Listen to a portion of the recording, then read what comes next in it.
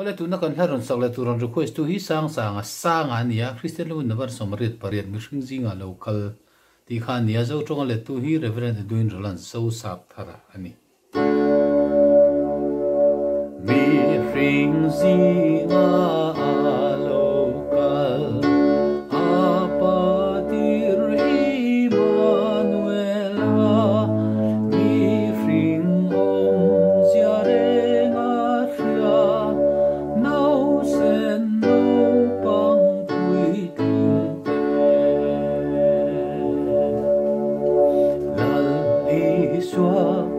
Emmanuel ka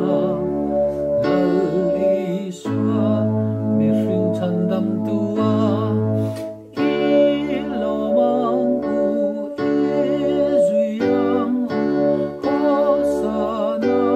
aurwaila apian maing soneiten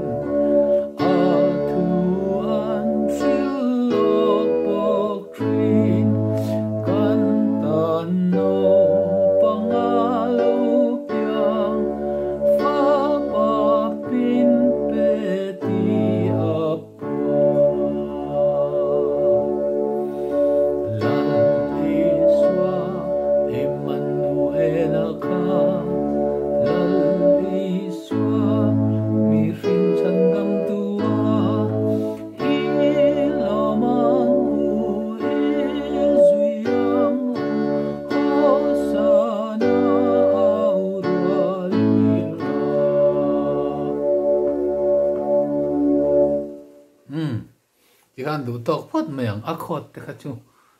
adik lo view mai the ya po ni se atluk riat nan du tok pot mayang